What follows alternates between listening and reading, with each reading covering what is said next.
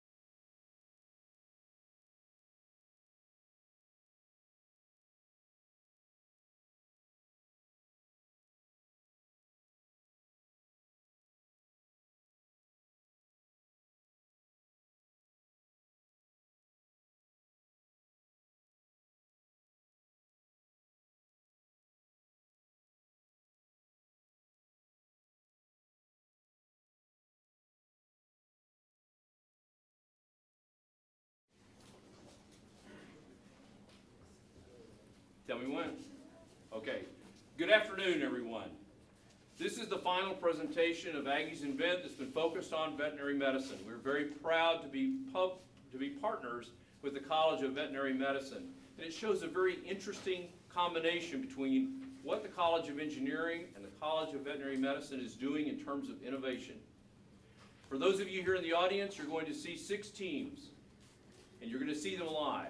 For those of you who are watching us on live stream or on the YouTube channel, we'll be having 6 different teams with 10 different minutes for each presentation.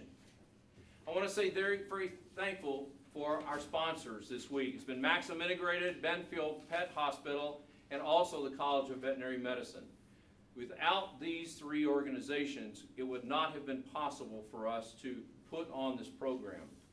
We've had almost 40 students concentrating for 48 hours to solve a variety of need statements.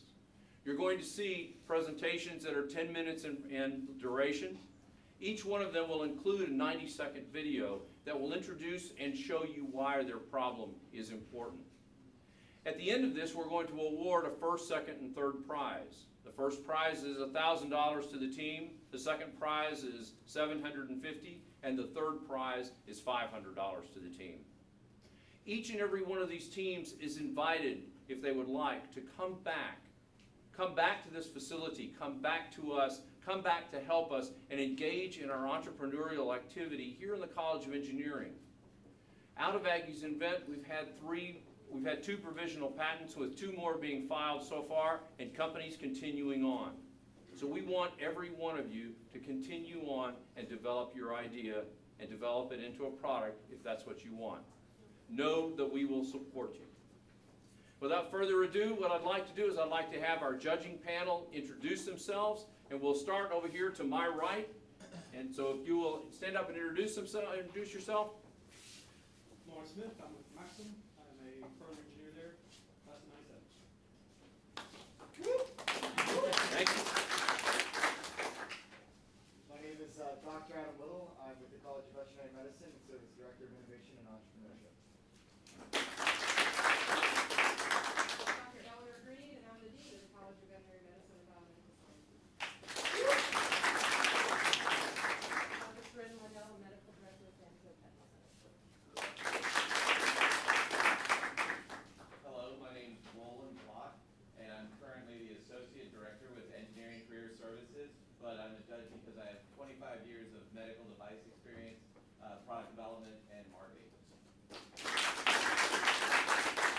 As you can tell, we have quite a distinguished panel of judges here, and we're excited to get started. So, without further ado, let's get started. First team.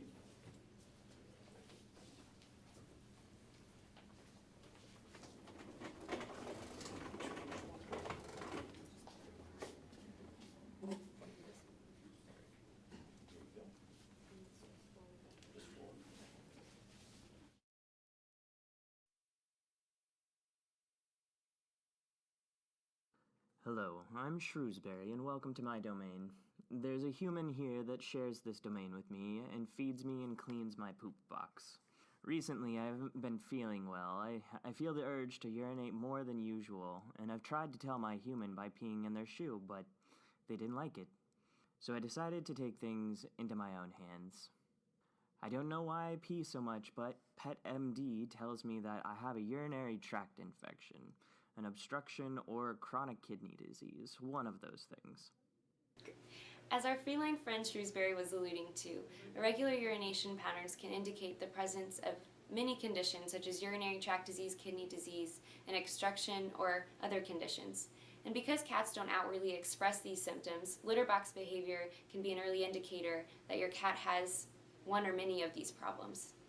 And lo and behold, I found the solution. Potty Pals. Potty Pals fits any litter box. It measures the frequency and duration of litter box visits and can detect individual cats. Behavioral data is sent to your smartphone via the Potty Pals app. If irregularities are detected, Potty Pals will recommend the next steps, which could include adding Potty Pals diagnostic litter beads to detect the presence of glucose, acidity, and alkalinity in the urine for monitoring of your cat's health. Now I have a way to tell my owner that there's something wrong without peeing in their shoes. Thank you, Potty Pals.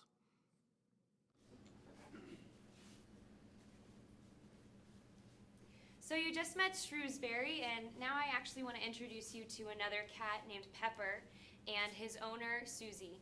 Now, Pepper was a cat that her owner, Susie, worked all day, was out of the house during the day. Pepper started showing early signs of chronic kidney disease. And so Pepper started going to the bathroom frequently, but Susie wasn't able to detect this because she was out of the home. But once things progressed enough to see clinical signs and take Pepper to the vet, things were already past the point of preventative care, and Pepper was diagnosed with chronic kidney disease. So our team is set out to help cats like Pepper. And our team is comprised of 2 undergraduate students in biomedical engineering and civil engineering, myself, Sarah Jacobson, and Iran Ramirez. Howdy. We have a graduate student in biotechnology, Miranda George, and a veterinary student, Sam McDonald. Now, 5 cats that are 5 years or older, their leading cause of death is kidney disease. And so the requirements for our solution would be to have something that is cost effective, that is user friendly, that has diagnostic accuracy, it can attach to any litter box, and it can detect multiple cats. So our team is working together to protect all 9 lives of your cat.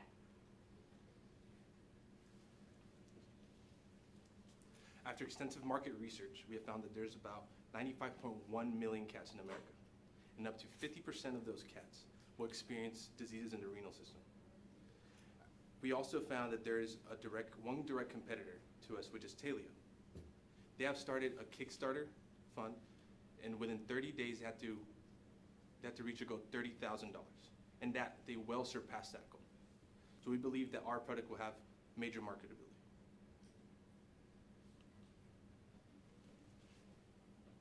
So when we went in, our process in developing our Potty Pals technology was first we looked at our need statement, which was behavioral data indicates something happening clinically. We wanted to go a step further, however, from just behavioral indicators to an actual direct diagnostic. So we began our process with a passive infrared sensor technology, decided to go with a thermal sensor technology instead to detect when the cat comes into the litter box.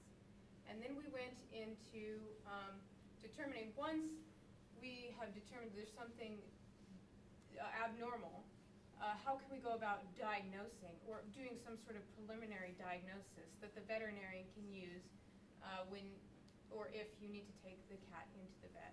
So we developed a litter bead that is an additive to the litter that you already use.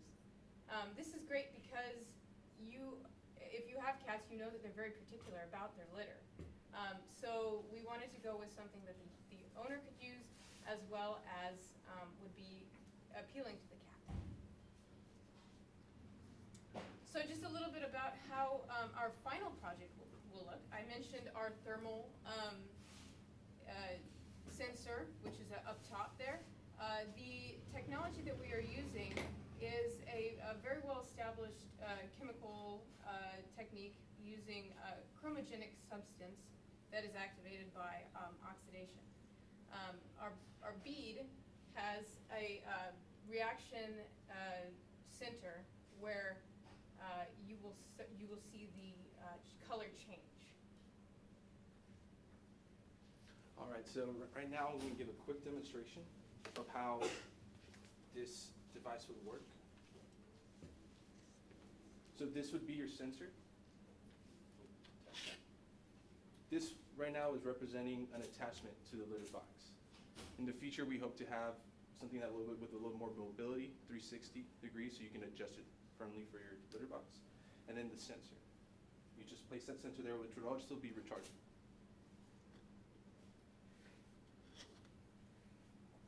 And right now, we're just going to go ahead and see when the cat enters the box. This light will just, for demonstration, show you when it's in the box and when it's not in the box. See right there, it's in the box. Text it once it leaves. Also, for demonstration purposes, I'll be using my cell phone as an RFID reader, and we will provide this with collars for the cats. And let me go and show y'all. I believe this is Pepper. Let's find out.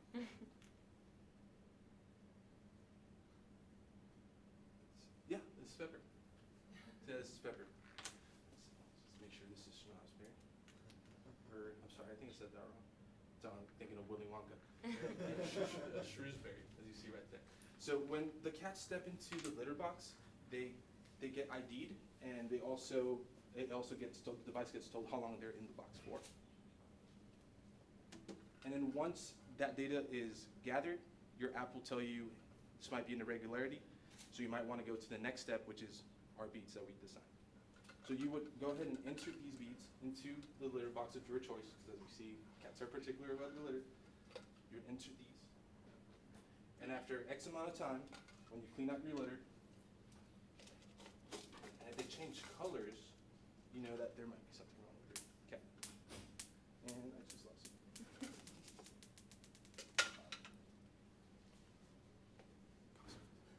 So we estimated our costs to be around $12 for the sensor itself. For the 360 degree mount, I'm sure we can find something in China for like $2, maybe under that. So total amount, $12. So when we mass produced that, we were looking, so one of the competitors that I had mentioned before was Talia. And they're marketing, or they're selling their device for around $199. And we're looking to lower that price, but also just provide a better product, more accuracy, because we want to go ahead and detect, because we all know that cats are veterinary knowledge. We know that most cats are very good at hiding their symptoms.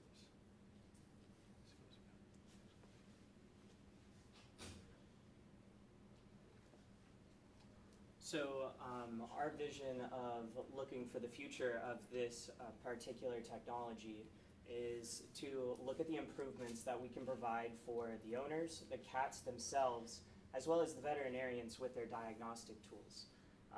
So we decided that this was something that would be hitting a niche that would be otherwise not used very often. You have people that have their cats, but you don't quite recognize all of their signs. So with this inability of owners to detect their cat urinating infrequently or even more frequently than what they're used to, you have this ability, this technology to come in that place utilize these diagnostics, these characteristics that are going unnoticed and could be very crucial in the life of the pet.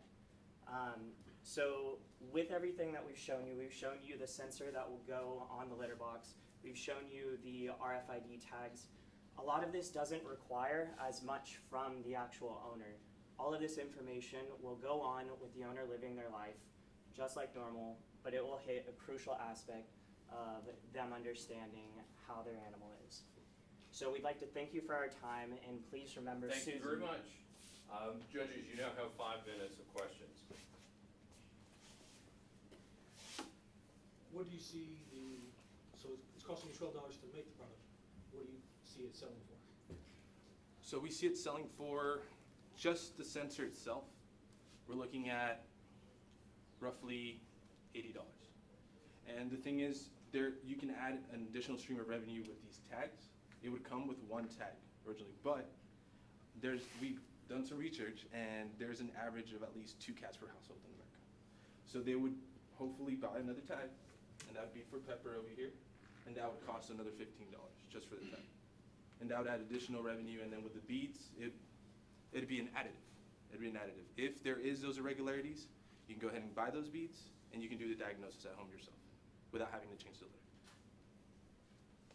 Yes, ma'am. Okay, so you mentioned potential for microchipping, and have you thought about how that would fit in with the microchip technology that's there? And there's a lot of variation in who does the chips and who reads them and that sort of thing. Have you given consideration to that at all? Actually, yes. One idea that I had was possibly that we can provide some sort of incentive for the pet owner to go get their pet, instead of buying one of these, go getting it microchipped with a vet. Maybe offering some sort of rebate. That's still in the works right now. That's for our vision that we'd like to see, but maybe offering some sort of rebate, maybe working with veterinarians to just tell the owners, the pet owners, to go ahead and do that it's an important thing to do. And that would help, because once that's done, it can go ahead and work with this as well. With the beads, what are you trying to determine? It changes colors, but what is that showing the owner of the cat? Right, so this is using a common chemistry using colorimetric sort of assay within the internal portion of the bead.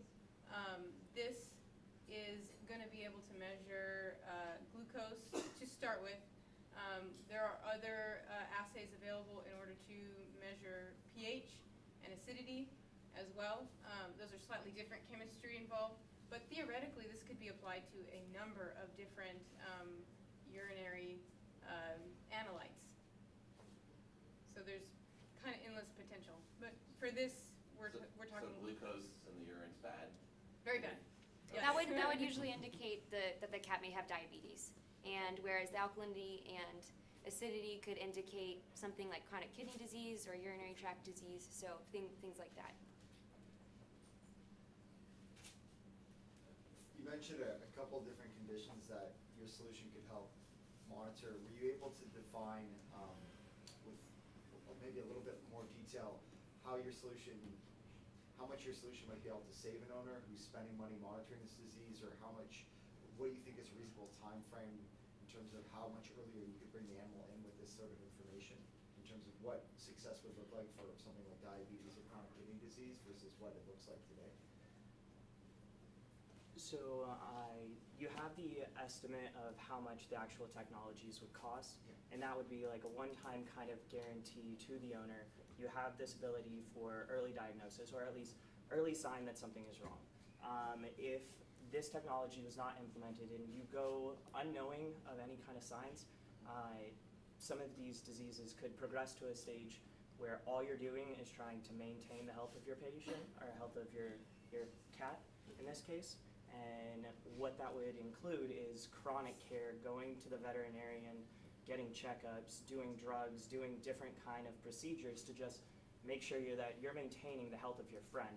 So in the short term, it would be a one-time thing versus having to chronically and continuously worry and pay for improved health of your pet.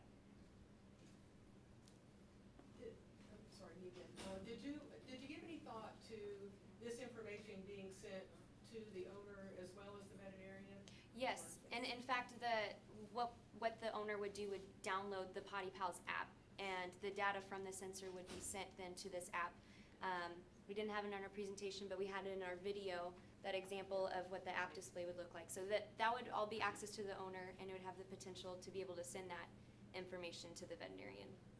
And part of it that wasn't shown as well was as it's going to the owner, there would be an application to send it to the veterinarian in a format that would be feasible with their kind of records that would show the relevant information for frequency, duration, volume, all the things that a veterinarian would want to see that could help them in their diagnosis of the patient when it was brought in. Okay, Potty Pals, thank you very much. Thank you. The next team is Nutrifit.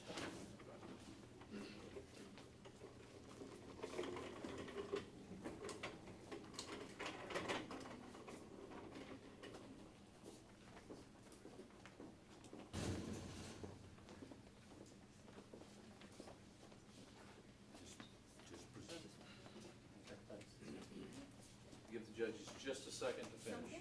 Let Okay. us know when we're ready. We'll, they're working through the software. I've tasked the judges with a very difficult task here, as you can imagine.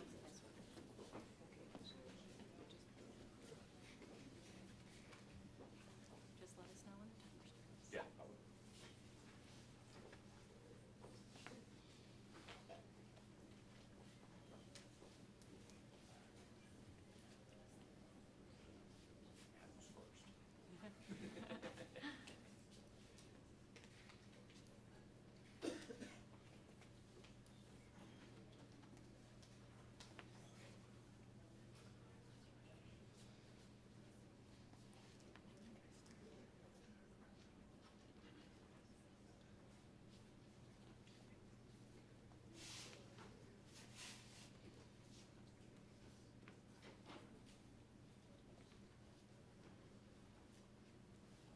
Just be sure you hit submit when you're done your scoring.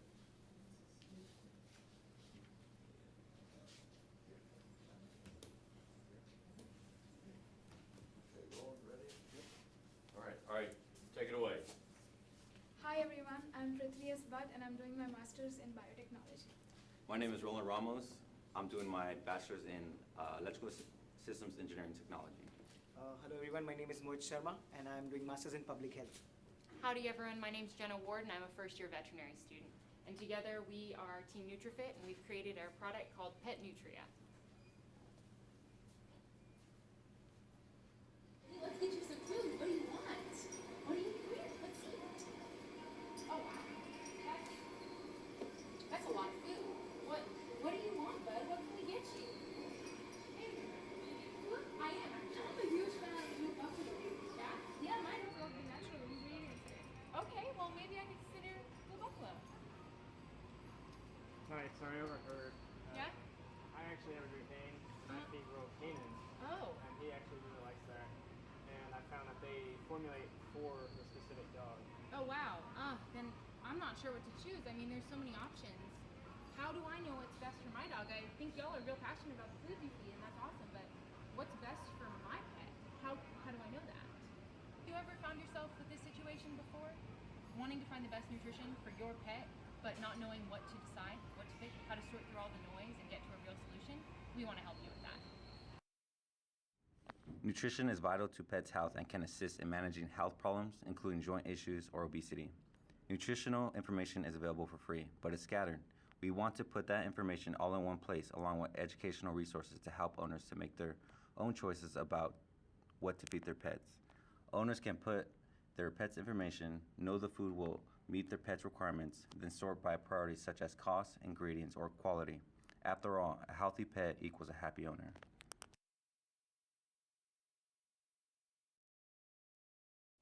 All right, so as our video just mentioned, there is a big problem in the pet industry, and it is that there are a huge amount of foods available, and there's no real way to sort the good from the bad. And there's a big lack of standardization in how companies present their information on their websites, the nutritional information. And that information is available on company websites. There is no site where all of these companies can have that information in one place. So how is a consumer to decide, I want to feed my pet this food over this food? In addition, all of their peers probably have opinions on food that may be founded by science or may not be, because we all have our preferences, we all have pets, we all know what we like, and a new person coming into this business may have no idea where to even begin with pet nutrition. So this is a huge, huge, huge market. It's a multi-million-dollar industry, and it's only getting bigger. So revenue has been increasing every year for the past 10 years. We've had employment growth in the same industry, and demand from the pet stores is always increasing. So this problem is only going to get worse. And owners need a choice. We have 40% of pet owners have looked into the last food they purchased in the last 12 months was a premium pet food. There are thousands on the market. How are they to decide? We're hoping to help. So we at Pet Nutria aim to provide you with an unmatched solution to an unmet need. So what makes us special? Why do people will choose us? So here are some points which will differentiate ourselves from other competitive products in the market. The first one is comparative and integrated approach. So we aim to have everything under one roof, and we give customers a comparative analysis of all the different products available in the market. And we also make sure that it serves the economical purpose. So not only it should be beneficial for us to make the website, but also for the consumers as well, because we tend to give them required discounts or offer rates from time to time.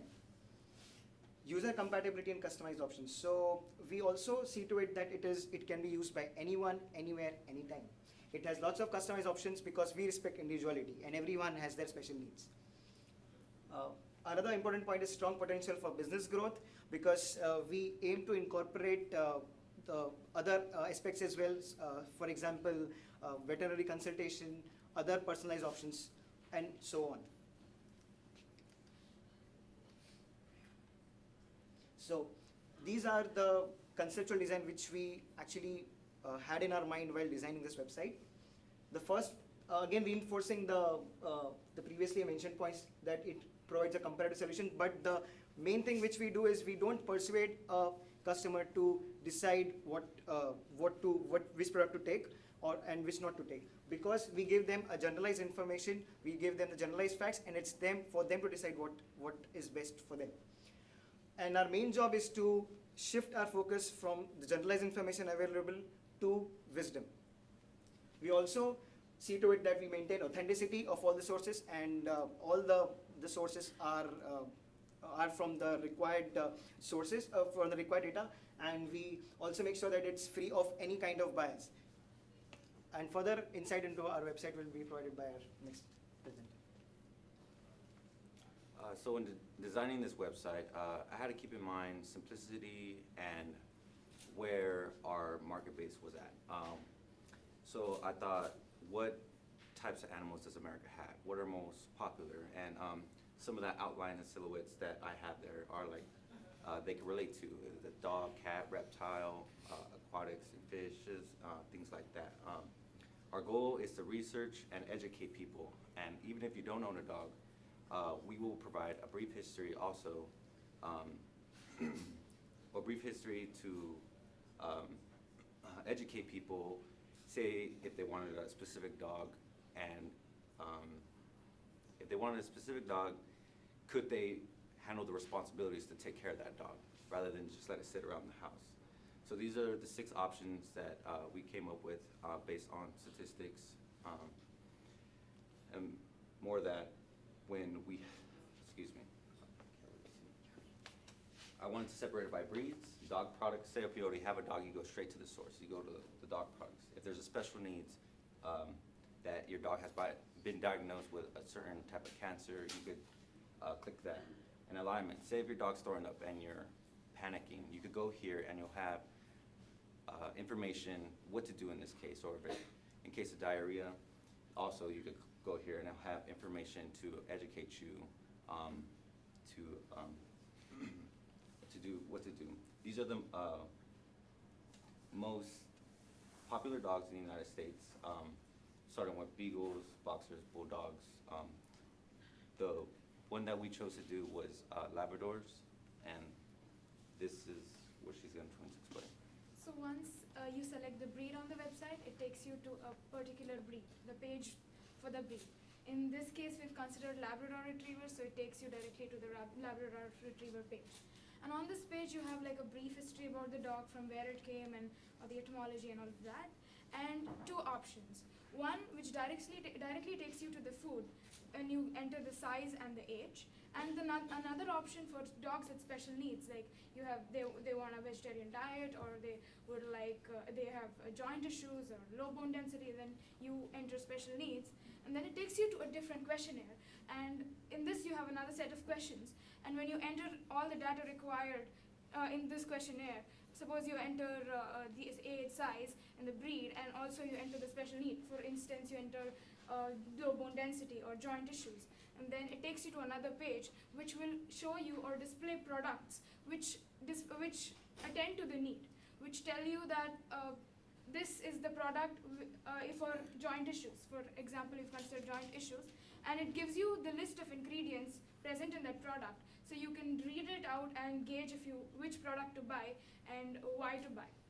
Now, talking about a breed which is healthy and which doesn't have any issues.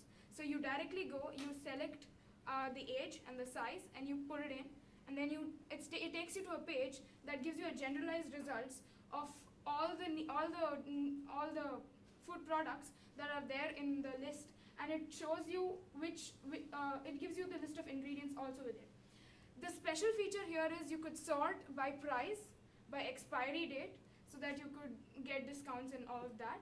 And also you could, the unique feature in this product is that you have a guaranteed analysis comparison tab. So if you see there's a small checkbox next to those products, and if you check 2 products or 3 products, it gives you a comparative analysis of the guaranteed analysis. It takes you to another page, and it gives you a comparative analysis for the 2 products. One is like the comparative of the crude fat content, the comparative analysis of the crude protein content, and the calcium and all of that. So you can compare the 2, and you can judge for yourself which you want for your pet. I give it to Jen. So we also wanted to keep in mind some future proposal ideas in case this website gets bigger and gets a little more traffic, and things that we could do to improve the experience of users of this website. So we want to put something in place where, when looking at a food, when an owner finally chooses something that they would like to buy, we could give them the option to place an order, probably likely through that company, because those websites are usually fully functional and do have options to order online, or to find the local pet store where they can input their zip code, and they can then find out, okay, I can go to this PetSmart or this local food store and I can pick up this brand here. We also would like to potentially introduce a premium option if we are able to get enough money to start funding this, where we can put some specialized features behind a subscription, where if an owner wants more information about the energy requirements of their dog, or they may have a certain working breed that may be a little more high maintenance, we can give them some more information on how to properly provide for their pet. We also want to offer some recipes to cook for your pets. There are some people that want to do a home-cooked diet that just have no idea where to start, and so a lot of people do it wrong. In the interest of serving the pets as well as we can, we would like to guide them to the proper places to buy digestive enzymes or anything else that a dog may need that we may not think of when we cook for ourselves. We also are potentially thinking of, under the same sort of subscription service, introducing a one-on-one with a vet for unique cases where they may have some very specific questions that would be hard to answer with just a database. To pay for this product, we are really relying on advertisements, and to avoid bias, we really would like to focus on, for example, flea and tick companies or dog toy companies, companies that do not have that vested interest in food. We also, once again, would like to introduce premium customers if that is an option, but that is for once we grow, because we would like this information to be, as much of it to be as free as possible because of the educational value of this resource. And then once again, if we have some discounted food, if it's about to expire, that could be a good way for companies to get rid of their product. So there's a problem here. We have a solution. Are you with us? Thank you.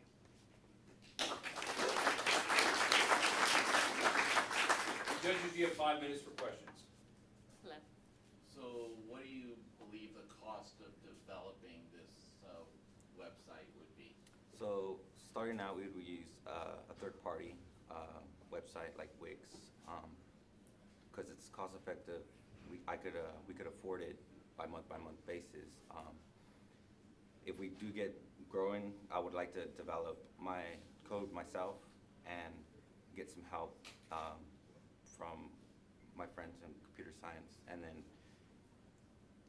get more advertisements, and hopefully, like I said, we could do those premium features where we could provide a recipe and give those to customers and get more revenue and keep on growing. And like we just showed you dogs, we want to do snakes, we want to do everything and provide that information. And once people start, hey, I could just go to this website to get this information, and they'll start paying for that information, and hopefully we could definitely grow like that. So from our understanding, when we spoke to a couple of the experts here, they said that the general cost for starting a website would probably be around $100 a year to keep it just up and running, and then there may be additional licensing fees of $20 to $30. They said that bandwidth price would be minimal at this point because we would probably be a pretty small website. I unfortunately was not able to get information yet as to, once we had to increase that bandwidth, once we had more traffic, what that cost would be. So unfortunately, I don't have that information for you. But from our understanding, it would be a pretty cheap startup for the first year. Would you all determine what foods go on there, or would other people be able to add their foods to it? And tie into that is, what would the quality control be? Because as you know, there's a lot of variation in quality out there, and so how would you make sure that, you know, that it's the quality product is there? So what we really wanted to do was put as many brands as we could up there, even ones that we may necessarily not think are, you know, high-class dog brands, because some people just can't afford that. So what we really wanted to do is kind of the back end of this project is, you know, the NRC, the National Research Council's nutrient requirements for dogs and cats. Yeah. So there's a way, as long as the clients can input at some point down there, weight, age, energy level, and breed, then there can be a calculation that gives them their energy requirements. All of the foods by AFCO standards are required to publish metabolizable energy as well as their guaranteed analysis. So with that information, judging by the amount of calories the dog needs and therefore how much the feeding instructions on each food, we can get how much nutrients are in each food. And that can be compared back to the standards for what dogs need. And any food that does not meet those standards would be automatically excluded from that list. And that was about as far as we got. From that point, at this point, we do not have a standard of, you know, veterinarian going in and say, you should not feed this food because it has low quality ingredients and will make your pet sick. Because right now, from my understanding, most of the veterinarians who are nutritionists are usually employed by one or another of the major companies, and in the interest of avoiding bias, we don't really want to do that. But what we discussed, and we didn't really mention in our presentation, was once we are a larger company and could have a little more independent revenue, we would love to pay veterinarians as consultants to do nutrition trials or to research these foods and then be able to provide verified reviews saying, hey, you know, you probably shouldn't eat this food if avoidable because I've seen it cause this, this, and this in this breed of dog or something along those lines. But that is paying for veterinarian time, so we did not want to fund that at the very beginning based off advertisements. Maybe a two-parter, if I can be so inclined. The first would be, how do you see yourselves, like, what would your business model be? How do you see yourselves making money off of this solution? And the second is, how do you see yourselves going to market? How would people find your website amongst all the other sites that are pushing information out there? You guys want to talk business model? We showed you a slide on how we plan to market it.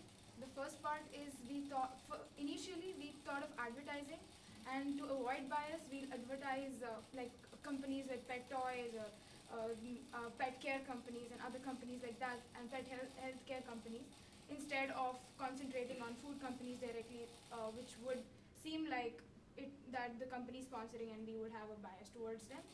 And the second is we thought of including the premium option, where people, like the customers, would pay for more customized information, more personalized information, and they based on what their needs are, and if they want to know more and for more analysis from this team, if they want to know more, they can pay for it, and we have a premium service. And this service also includes like a personal chat with the vet, so they would it would be more personalized to their pet, and people on the high end, like the high end customers, would actually like this feature, and we target them. And we also thought of having different features like selling products off, so that the company as well as the customers benefit. For the company to push their products away, we could sell based on the expiry date. If the product is nearing its expiry date, then you push it further and you sell it at a discounted price, so that the person who actually can't afford the product can afford it now, even though it's not expired, the quality is still high and they can afford it. So such things, so that it pulls in more customers and it pulls in more companies to come and display their product and to talk about it, and we'd also consider such options. So Okay, that I hate is to interrupt, but that's the all time that we have. Thank you very much. The next team is Get That Ball.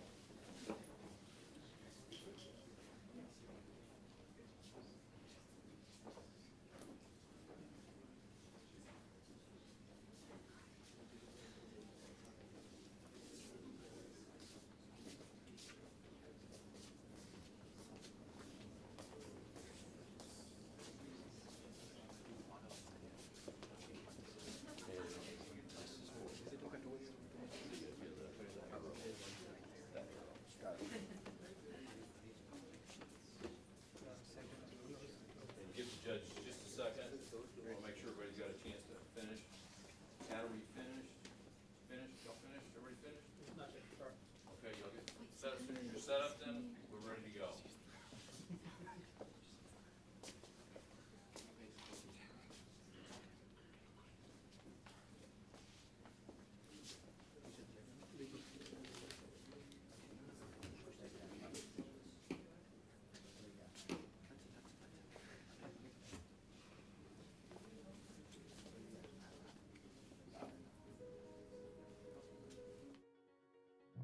If you could prevent your dog from losing up to 2.5 years of his life due to obesity, would you?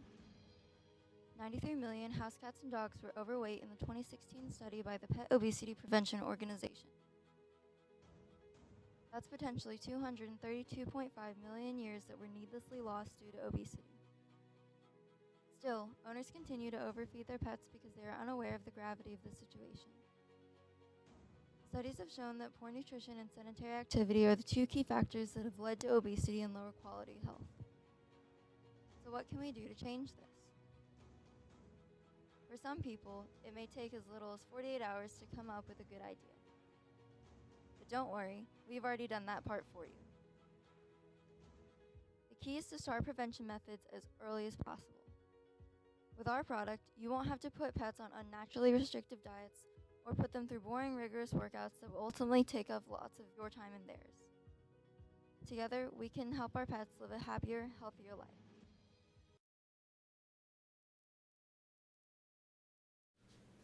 How many of y'all have a dog or cat? Any? Another quick question. How many of y'all like to give your dog or cat a lot of treats? I'm the only one? So, I like to give my dog a lot of treats, and I feel guilty when I come home from a long day at work or a long day at school, and I like to give him a couple pepperonis or something. So, a few years back, being at school far away during undergraduate, parents working full-time and everything, we were unable to monitor our cat Whiskers at home. We fed Whiskers through an open food dispensary system, and she was living a very sedentary lifestyle. I come home one holiday from undergrad and to see Whiskers severely obese. A couple of years later, she was diagnosed with hepatic lipidosis, or fatty liver disease. She was euthanized a couple months later. I wish I had something to monitor Whiskers with. I wish I could control the amount of food she was eating. I wish with the touch of a button, I could press something and a laser pointer would shoot, and I could watch my cat play at home while I was in school.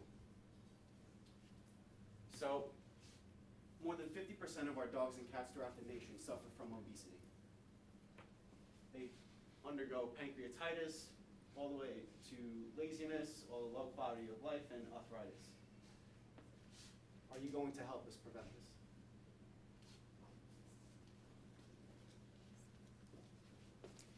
Our mission when we started this was to provide owners with a way to keep their pets from just laying around all day, doing nothing, and take that extra step forward to prevent obesity. The target audience that we started aiming for was people with small apartment areas, people who had an overbearing load of work on them, or who had physical conditions or lived in inclement weather conditions that prevented them from giving their pets the proper exercise outside that they needed. When we started designing this, we knew that it had to be affordable for the owner, and that it had to have a variety of fun exercises for the pet, and that the machine itself had to be durable and hands-free.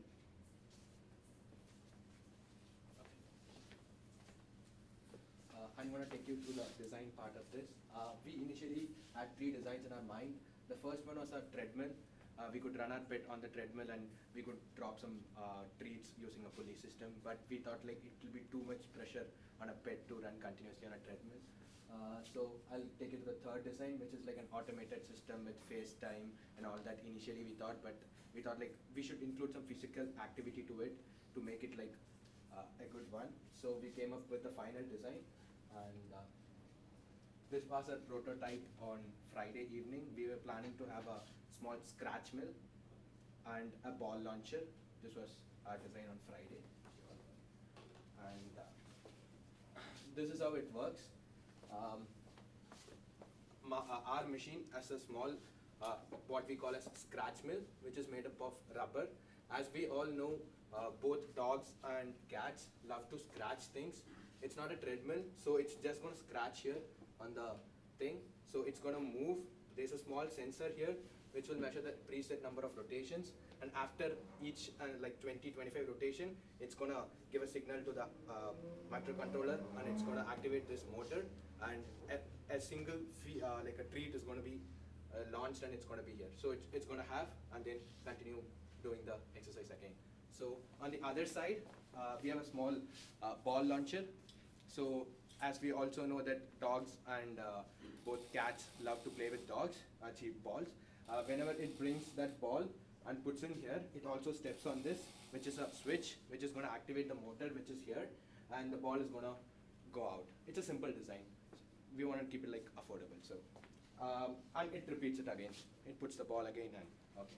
Third part is a small laser, a cheap one, which is like 360-degree rotatable and time controlled, which is like activates like every 2 hours, and it goes around and it makes them like happy.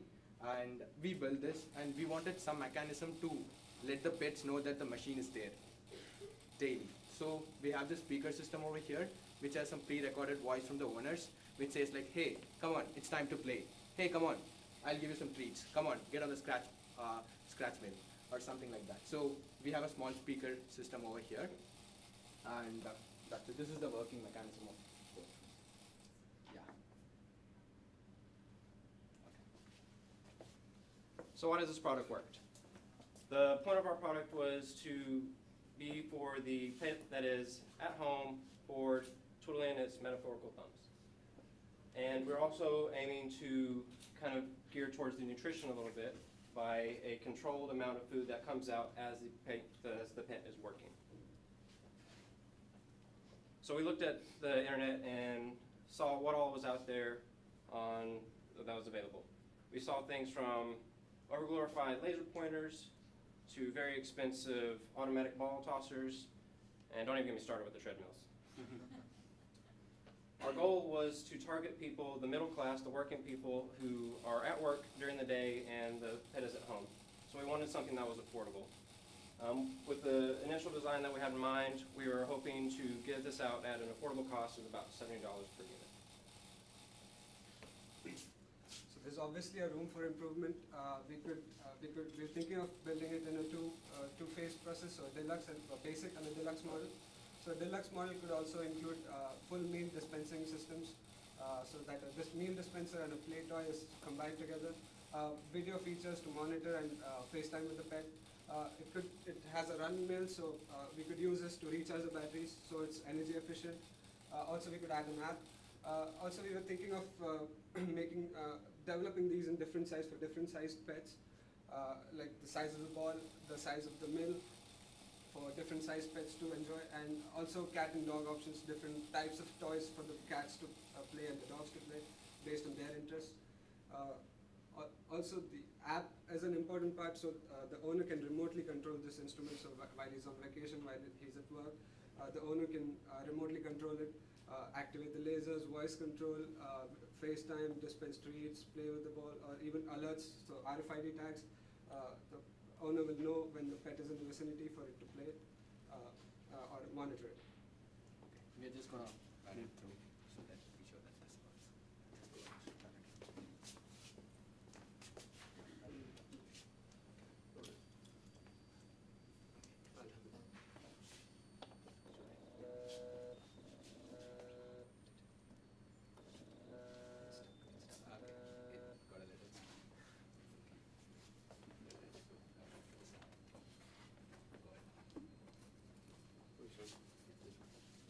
So when we load the treats here, it collects in a cup, and when the dog certain number of rotations are complete, it will activate a sensor and will switch the motor to dispense the treat, which will be dispensed in this tray. The dog will have them and continue based on its interest. And the ball, the dog will come here, feed the ball in the tube, and while he's standing there, it will activate a sensor pad, which will activate this motor. Launch the ball. So every time it feeds the ball, it activates the motor and it launches the ball. It chases back and feeds. And the motor stops after like 30 seconds, so it's energy efficient. Thank you, everyone. I'm Mike, a first-year veterinary student. I'm Livy, freshman in engineering. Nathan, first-year veterinary student. Pranesh, a master's in biotechnology student. Aravind, master's in biotechnology student. And we are Lean. Mean. Get that ball? Machine. Thank you. Judges, we have 5 minutes for questions. So can you walk me through the cost and what you're expecting to charge for this type of device? Okay. Can you go back to the slide? Yeah, can you go? The price which we had it here was like, we calculated using like online sources because we got everything from the store. So it was around 70 for the entire setup which we could make. So if we are going to mass produce it, it's going to be around $29.99 in Amazon. Well, that your cost is $30? Yeah. So how much are you planning to charge for this? So I think each unit based on the materials we use, and also not a very complex system. This initial model will be close to $100 if it's going to come with make all that. profits. Also, there'll be a phase 2, which is a deluxe model, so which will include the video features and the app. That will cost a little more, and we're not sure about that estimate, but that will also be in the plan. What materials were you planning on making it out of? So this can be simple. The mainframe can be simple plastic, hard plastic. We're thinking this cannot be a more rigorous mechanism because it's just for the activity of the pet.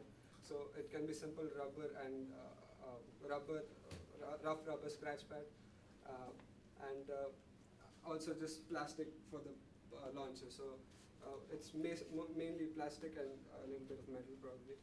And then there's a couple of the computer electronic parts that we can get fairly cheap, microcontrollers, since there isn't a whole lot going on, and then a couple small motors. And as we develop it further, it might be more electronic, like sensors and LCD screens. So those materials may come up for the models. For your treats, do you have to buy specific treats, or can it be dog bones or other types, pepperoni, and things like that? What are you planning on doing for that? You can customize the feeder over here. So that part can be up to the owner based on the veterinarian's advice on what to feed it. So the cup inside can be customized for the particular treats. So it will hold only a certain amount of treats or a certain size of treats. So it will dispense only 1 or 2 based on the size, and it can be even a meal. So the owner can take out certain portions of the meals from the morning and the night, and then dispense them as the treats throughout the day. We were also thinking about having a set amount of food released, dispensary, for breakfast and dinner, so that your dog or cat, when they scratch on the scratching pad, after X amount of rotations, they get their meal, they work for it, and they can stay healthy. It's more like dry dog food kind of stuff. Yes. versus Mostly, yes. Yes. It cannot be a wet. That'd be kind of hard to fit. It's through like our a whole- gumball dispenser. It's That gonna- we could launch yeah. through the. As long as I'm willing to sit there and feed my dog treats, he'll do what I want him to do. Is there any problem with the dog getting too much because he's? So that can be controlled by the owner as well. You can't fill it like the dispenser will dispense only the amount of treats that the owner has fed before initially. So after that point, no matter how much the dog works for it, he's not getting. He's not going to get the treat. Like you can fill up like So the there's a limited certain quantity daily you want. limit that the owner sets himself based on what the veterinary has advised him or what he thinks is appropriate. I know to follow up on the materials question, what thought have you given and what materials would you use to ensure that this wasn't a toy, that they're chew-proof and that they don't go straight to the treat bin and that sort of thing, so. So this, just for the representation purpose, we've left it open, Oh, okay. but this will also be covered. Okay, all right. So there'll be an opening which will not be accessible to the pet and which can be loaded by the owner. And then all of our electronics will be concealed inside. Concealed so- inside, it's going to go down there. So nothing is going to be out. Yeah. I may have missed this part, but do you anticipate making them separate sizes or different? Yes. Yes. 3 different sizes at least. With, with like things that you can add on. If you don't want the laser pointer, Doesn't you, have to be there. yeah, but if your dog or cat is really intense on laser pointers, you can add that with speakers or just other different things that you can add. Very modular. I'm sorry, Adam. That's all the time. Thank you very much. Appreciate it. For those here in the audience and also those online, we're going to take about a 10-minute break. We will get back together at 4:05. Thank you very much. Put it down. Good job, guys.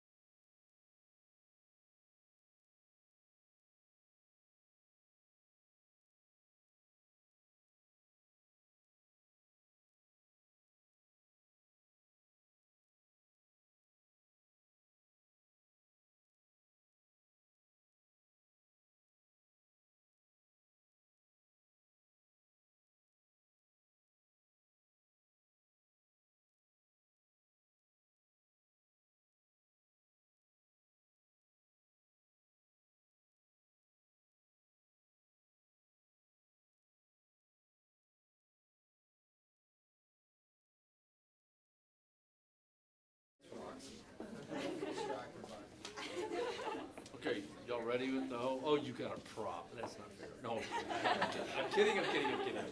Use everything you can, every advantage you can. This is advanced. Okay, you bet.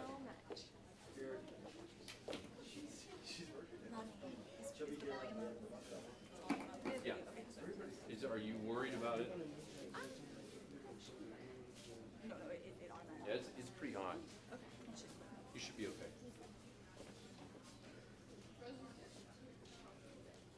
Farrell, you ready?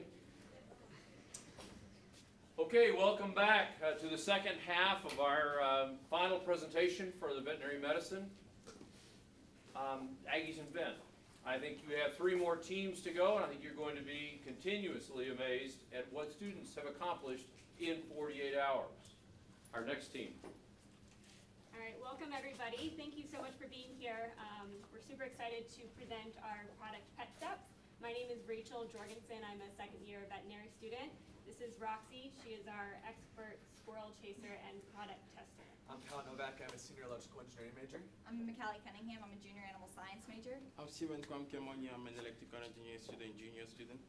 Justin Campbell, a freshman engineering student. Howdy, I'm Emily Favre, and I am a freshman engineering student. So, I'm so sorry. Okay, now it's working. The clicker wasn't. Okay.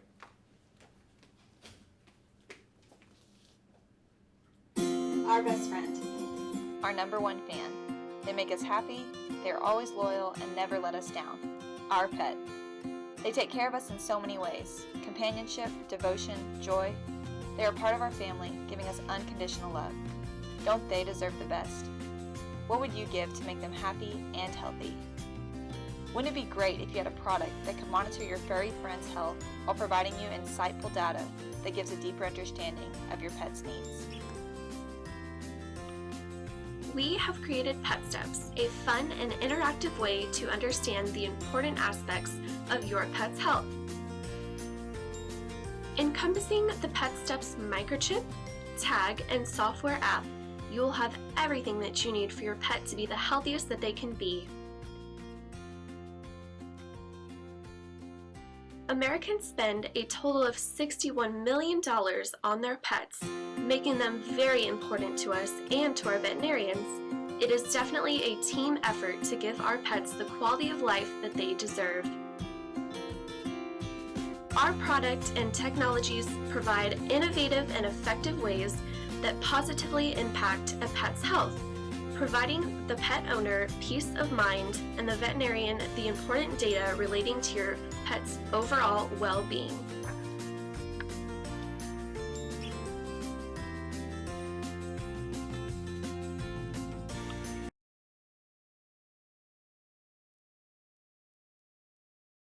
So, all us humans, we like to track our own health, right? We care about ourselves and our family being healthy. So, why not do that for your pets? Make a device just like the Fitbit for your pets, but better. So, our design requirements are we want to address the health issues in animals such as obesity and inactivity. We also want to connect the pet, the owner, and the veterinarian to all of these issues and problems. We also want our device to be cost-effective, user-friendly, and reliable. Therefore, we came up with 3 different solutions that work all together and combine. The initial one was a microchip, second one was a color tag, and we have our app. So how it works is we have the initial microchip that collects all the data such as the temperature sensor, the heart rate, and the RFID identification on the animal. Send all those information and data to our microcontroller, which is implemented in our pet tag, the color tag. And that tag also collect additional data and information into our algorithm. It sends all those information and data to our app, which is going to display all the information and data to the customer or the owner of the pet. All right, so putting this all together, we start with the microchip, which is going to be very similar technology to what we have today that we put in millions of animals across the country. It's very safe, so ours is going to be as safe, if not safer, for the pet. It's going to go right between the shoulder blades as they do now. It will measure things like the identification as they do now, and there will be better technology, temperature and heart rate. The next is our pet tag, which, come on Roxy, can you stand up, good girl. So here we have the example of our prototype pet tag, which Roxy is sporting. And the great thing about a tag is it's very versatile. So you can wear it on a collar, such as she has here, or you can turn it around, unclip it, and put it on a harness if a dog preferred a harness. So it's really easy to move around, which is super useful depending on what kind of activity your dog is doing. So altogether, it works really well. So concerning the application, so the application is very user-friendly. As mentioned earlier, the microchip is going to be placed in the back of the dog, and it's going to take readings such as temperature, heart rate. That information will be relayed to the microcontroller and the tag around the collar, and that will take data such as GPS, using accelerometers to take activity data, and that data will then be relayed to the app. And so both the veterinarian and the pet owner will have access to the information displayed through the app, through the algorithms, in a user-friendly way. So if we go to the next slide, we see here on the left, this would be the main menu where the user would sign up for an account. They would also, in the next step, they would input like the type of species of their dog or their cat. And on the right here, we just have an example of sample data taking of steps, miles, and minutes in a certain period of time from the accelerometer on the microcontroller. On the left is just the sample heart rate, and on the right would just be the GPS. Alright, so for our design, it's going to be a rechargeable battery. And so because of that, it's going to be low energy. And so it's because that's significant, we need to use low energy systems. So for one example, this is for the general wellness of an animal. We're going to have a flashing LED, but because we want it to be low energy,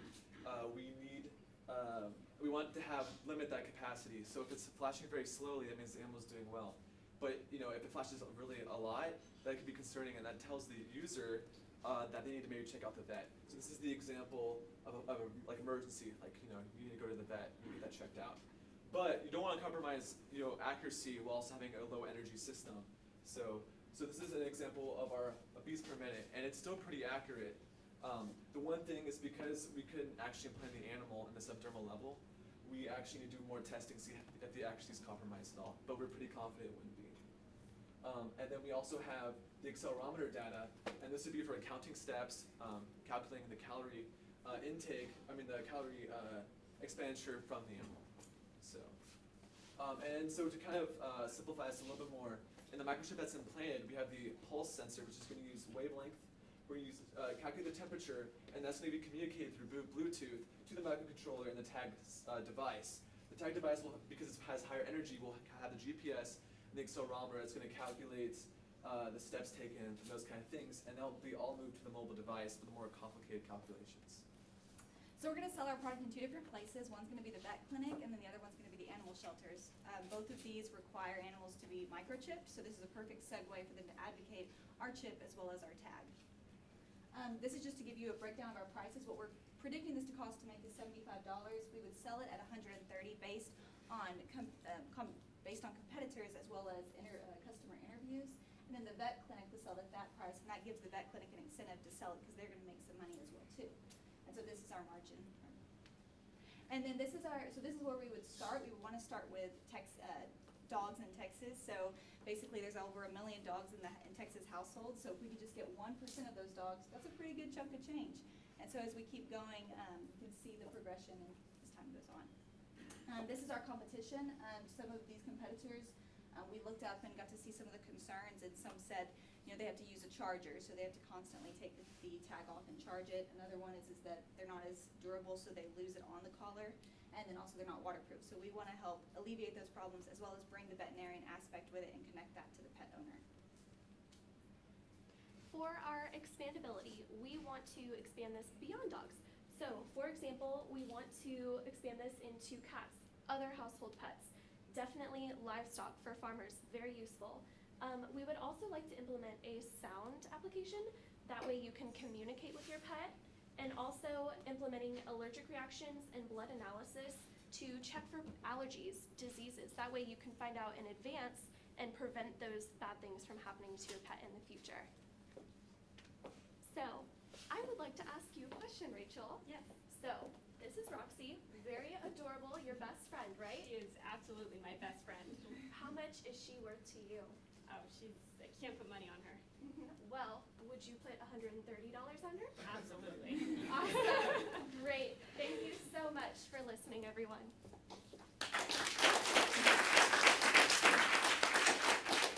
Judges, you have 5 minutes for questions.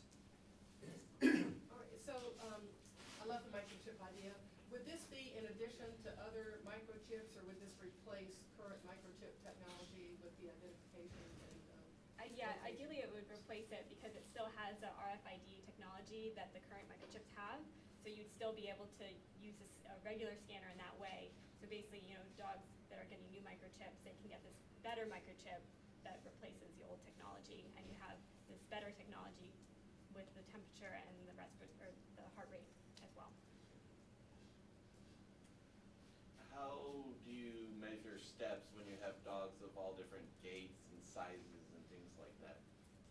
That would be something that would be more in the future. We probably plan to have like different kind of dog breeds. You can like put your dog, what kind of dog it is, and it would calculate if it's small, large, or medium-sized dog. So yeah, something like that.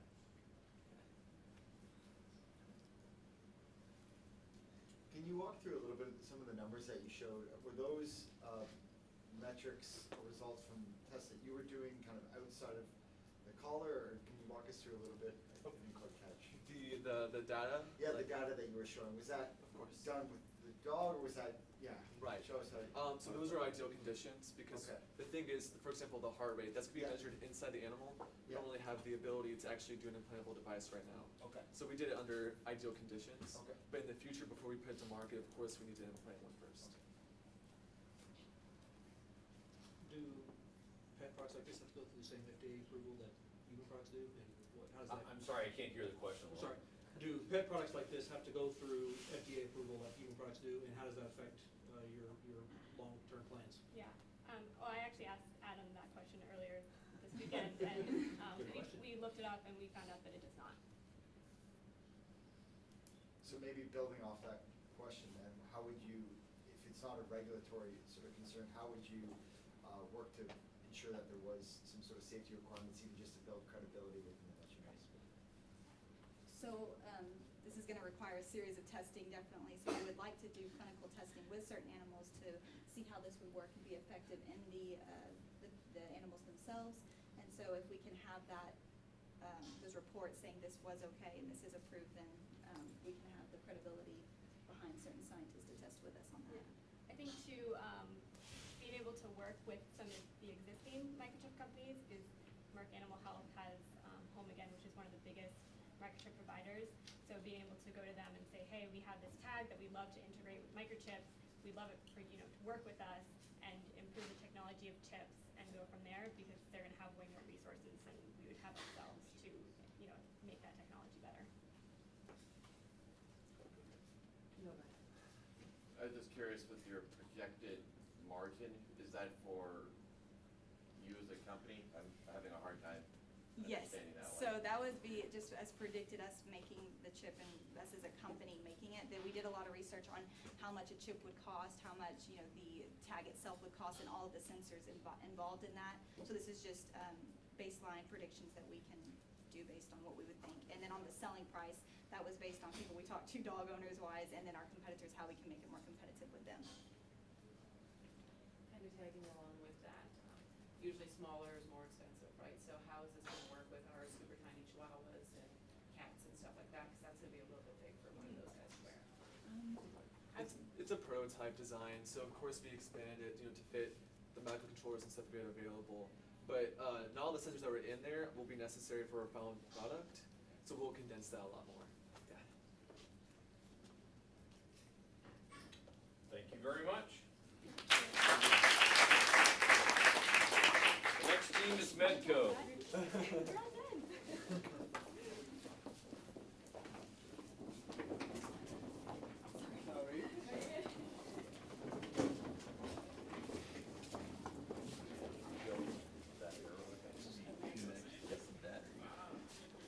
Give our judges just a second.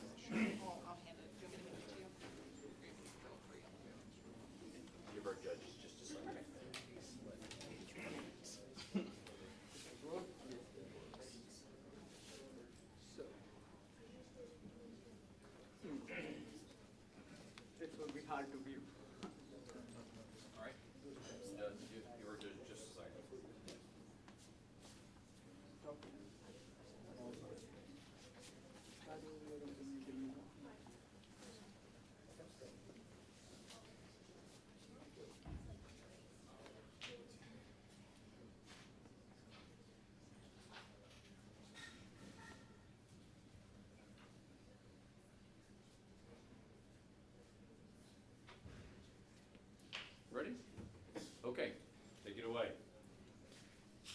31. My name is Jeffrey Garner, and I'm a senior mechanical engineering student here at A&M. Good evening. I'm Utkarsh Shah, and I'm a Masters of Chemical Engineering student at A&M. Howdy, I'm Kay Leung. I'm a senior in chemical engineering. Hi everybody, I'm Jessie Kramer and I'm a fourth year veterinary student from the University of Missouri. In veterinary medicine, errors related to prescribing and administering medications lead to unnecessary suffering for countless pets. So essentially in 4 short, maybe long weeks from now, I'm going to be a full-fledged veterinarian as a new graduate in a private practice where I will be the 3rd doctor practicing veterinary medicine. And to kind of walk you guys through my day as a vet, and especially as a new grad, say Daisy comes in and Daisy needs a procedure. I decide I need to sedate Daisy for her and my comfort to make this process easier. I decide Daisy weighs 35 kilograms. I'm going to use dexmedetomidine at 5 micrograms per kilogram. And then I grab my calculator and post a note and repeat this calculation 4 times just to double check myself, but then I'm still anxious, and I hope that our video helps explain a little bit about why. During her stay, Daisy will receive multiple injections. In veterinary clinics, there are multiple points where a single mistake could result in a medication error and have a tragic consequence. Unfortunately, Daisy is not the only pet who has lost her life due to a medication error. Medication errors are a very prevalent issue in human care as well. 250,000 deaths occur every year due to these errors. Pediatric errors are even more common, with 1 out of 6.4 prescription orders being incorrect. Following heart disease and cancer, medication errors are the 3rd leading cause of death in the U.S. By having fewer protocols in veterinary practices than human hospitals, there are lower standards of drug handling. Multiple record-keeping systems adds confusion and disorder to drug tracking, and wide range of education levels and training among veterinary staff creates variability in patient care. Considering these factors when extrapolating from the human data, the nationwide impact and frequency of medication error on animal health is truly unimaginable. Medication errors take many forms. By having multiple vulnerable points, there are multiple opportunities for intervention to reduce medical error. By utilizing Medco's technology, Dr. Steve reduces medication error by ensuring accurate dosing, improves veterinary care by ensuring proper drug selection, and leveraging technology to reduce human error and improve efficiency. With Medco, veterinarians like Dr. Steve will be able to provide more accurate and efficient care for all of his patients. Now you tell me, don't you want your veterinarian using Medco?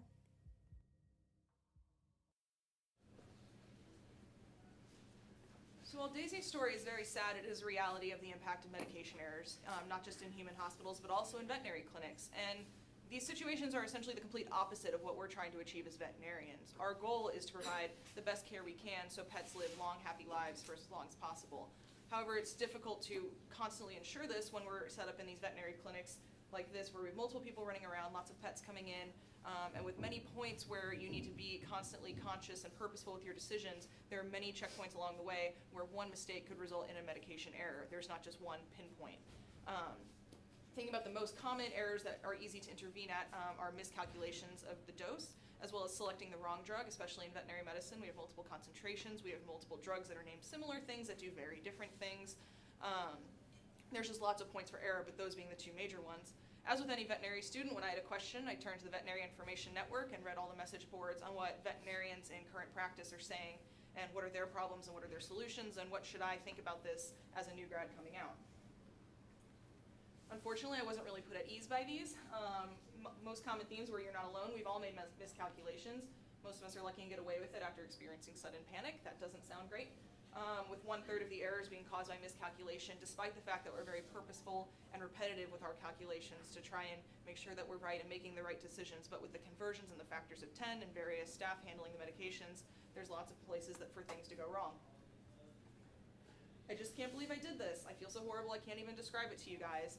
Just the emotional burden of making a medication error adds a new element of distraction where you're more likely to make more mistakes down the line. We do everything we can to eliminate mistakes, and yet they keep occurring. This comment, it sounds like a cry for help from these veterinarians. They're trying to do their best. It's not that they're careless. It's just the impact of distraction and them being just human in daily life. So essentially hearing this, they need help. They're trying to do it all, but they can't do it all. They are humans and trying very hard to provide the best care that they can. So essentially the solution for this needs to be able to reduce patient mortality and adverse drug events and improve prescription accuracy. Currently, we have systems like Omnicell and Pyxis that do these large distribution things where you can only access those specific drugs. However, when you're thinking about, you see those in large teaching hospitals or specialty veterinary clinics. These clinics with 2-3 doctors that are in smaller buildings don't have a reason or the cost or space to employ these situations. So we need a solution that is low cost to implement and ease of installation so it's tangible for any veterinarian. This will then make technology accessible for all veterinarians to teach them the importance of technology and embracing that to make them more efficient and provide more consistent quality care. To achieve our goal in reducing calculation error and drug selections, our interface is user-friendly. Our system is connected to the standard drug handbook, and drug selection is listed as alphabetical manner. So if you notice, you don't have to actually type in every single letter of the drug name, and this will avoid misspell error. Second, the user will need to input the patient weight and also the dose from the doctor prescription. In here we use the SI unit, but in the actual product, we have a unit converter so that your number will adjust automatically to your chosen unit system. Okay, once we hit the enter button, the result will show that the volume to be injected to the animal. Again, the unit can be chosen based on your own preference. And on the other hand, the LED light of the desired bottle will be turned on to signal the user for pickup. So, as Kay was saying, I know this is going to be a little difficult to look, but this LED light has gone on. That just says that I need to select this drug. Now, what if I, being a human, make an error and select a similar looking bottle from the side? What happens is essentially an alarm would go on saying that you have selected the wrong drug, replace it and select the correct one. And this is how we do it one by one, where we select each drug at a time and extract the right amount which is displayed on the LCD channel. What it would look like in a real life, it wouldn't look like this. Could you change this? Yeah. It wouldn't look like this. It would look something on that lines where you can just place the bottle on top of it and it would recognize that there's a bottle on top of it. And it would come into a modular solution where you pick a module, fit it in there, and you're good to go. So you can essentially start from this smaller cabinet to this whole room being a cabinet. And so essentially with our starting point for this technology, it wouldn't be for every drug in a veterinary clinic. We'd be focusing on injectable medications who with a miscalculation dose would have a drastic consequence. So in your average small veterinary clinic, we're talking probably around between 10 and 15 drugs. By starting with a simple shelving system that anyone could install in any veterinary clinic, it's simply just a calculator and drug selection system. However, our dream then would be to project that of these clinics, realize that engaging with technology, they're becoming more efficient and more accurate, to then uptake other integrations of practice software to get those record management keeping systems so they have more accurate medical records, they're able to track patient treatments more carefully, and as well from a business standpoint, make sure that they're not missing any charges that they should be accruing over that time. Even further down the line, getting everyone on board to modulate all elements of patient care to improve efficiency and quality of that patient care. So essentially how I see this technology as a budding new veterinarian coming out of, I think it's an awesome way for me to feel supported and free to practice medicine without the stress of something that could have such a drastic consequence, because that element of human error is reduced by our technology, by a straight intervention that we can depend on. By reducing treatment error, patient care is improved and I'm more free to practice veterinary medicine comfortably, bridging the gap with technology to help bring an otherwise population of veterinarians who are typically adverse to bringing technological solutions into a practice, showing them that this has a positive impact on their practice and improves what they're able to provide as a veterinarian. And then down the road, as more technology is embraced by this profession, we're overall improving efficiency and patient care for the future of veterinary medicine. So hopefully that every clinic and every veterinarian gets to look like this, of a well-run, efficient hospital, providing awesome care, and veterinarians are free to practice medicine happy, and the pets are happy and live longer. Thank you. Thank you very much. Judges, you have 5 minutes for questions. So, how do you decide what medication goes on the grid, and how do you input that information? Basically, this microcontroller will come with an backend to store all this data. You manually, for the first setup, you need to feed in the inventory, and there will be an easy system to access how to place the thing where you want to place it. So it's going to be quite a easy system where you can just place the thing and then you can let it know that this is the drug which I've placed already, and that would be stored for the life. So if you keep on having the same pattern of drugs being replaced, so once you are out of this bottle, you replace it with the same bottle in the same position, you're good to go. And the veterinarian would select which drugs they'd want. Say I only want these 4 drugs, then you just get 4 mats. Yeah, so it's modular, so you can have as many as drugs you want and as low as drugs you want. We don't want to increase your workload for drugs you don't think are essential. What kind of checks or balances are you anticipating for making sure you're not putting the wrong drug back? You know, in these busy clinics, you may have multiple dogs. That's true. Doctors taking drugs out at the same time. So right now our check is to ensure that we have just one drug being taken out at one time, so that you can, since if you're taking only one drug at a time, you cannot replace back in any other position, otherwise it would know, the system would know. But as we go forward, we could manufacture a sleeve in which the drug would fit like snugly. Only that sleeve, you would place a specific type of drug only in that particular spot. There's also discussion of barcodes too of the drugs already existing. Or an RFID could work on the bottles. Do you know how much it would cost to make one of these units and then what you'd sell it to the clinic for? Yes. Could you explain? Yeah, I'm glad you asked this question. So, it would cost around $60 to manufacture the microcontroller and one of this unit. But after which, when I talked about the modular extension of it, each module would cost around $5. So you can fill up this room for like a pretty low number. That is what the idea is. The major cost is coming out from the microcontroller, which is for around $45.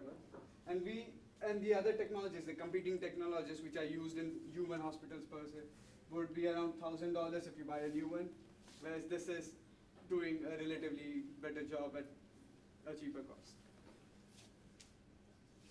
So you're already planning on connecting to a drug database somewhere, is that correct? Is Yes. that database already existent, and is there routines Yes. to allow you to access that information? Yeah, so we have No Plum's protocol. Veterinary Handbook, which lists all the drugs and the doses, as well as contraindications of those drugs and the various uses of them. So our dream then would be, we could also reduce inadvertent drug interactions by being able to add that database to our software too. And I see that LCD screen on the prototype, what was that for? That's just an example that this is how it would look if you would install it on the cabinet. Yeah. So just to clarify, with Omnicell, it's a storage, and you click it and the right drug comes out. Is this similar to that, or is this just you take a drug off the shelf and then place it on? So this would essentially be installed in the already existing, say it's your controlled substance cabinet, that it would just slide into the cabinet that's already existing there. It's just like a modular map things that you can put on the cabinet, and then you have the LCD that's affixed with a suction cup or something. To answer your question, you need to take out the drug manually. The machine is not going to throw it out. So, conversions, was that an app, or how do you go about doing conversions if something's in milliliters or kilograms or all those other things? You sort of described it, but I wasn't very clear on it. If you could describe that again for me. Yeah, so that would just be the calculation conversion that we integrate into our software and programming of the microcontroller, which our technical people can elaborate on. So basically, when I heard from the veterinarian side of the story was they prescribe it in mg per kg, and then you are going to inject it in mLs.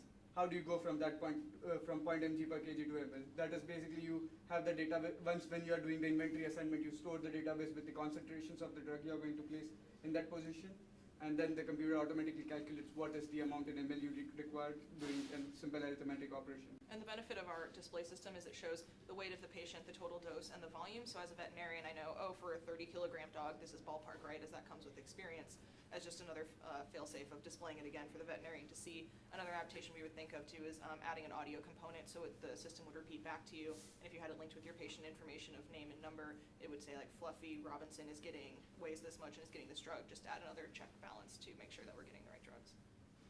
Okay, thank you very much. And the final presentation for today is team organizers.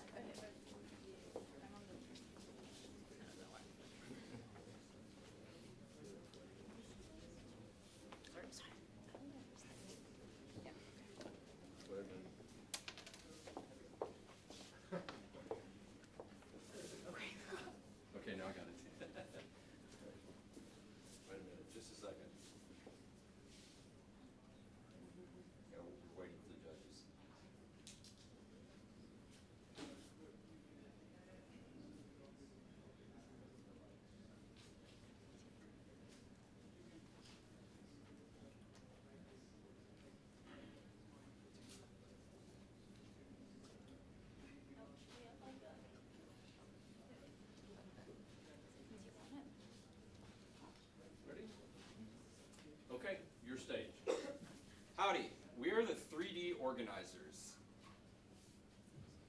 My name is Joey Kishpa. I'm a manufacturing and mechanical engineering technology intern. My name is Gabby. I'm a first-year veterinary student.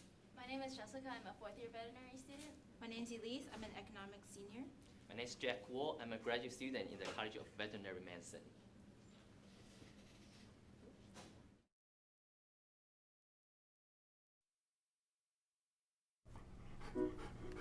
Park, park, park. We're going to the park. I like the park.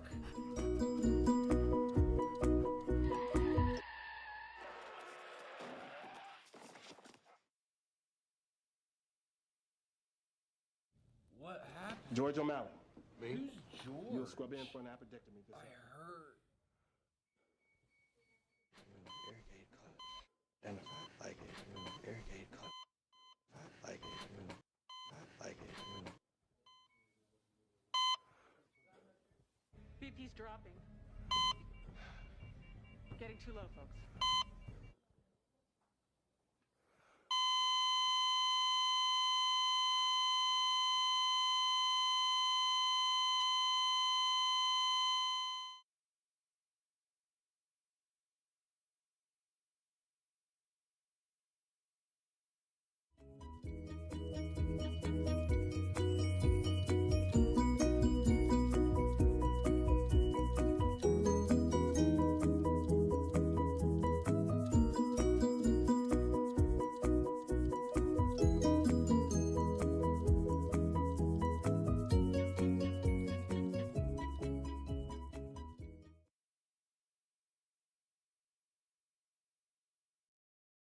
The surgery was on your pet.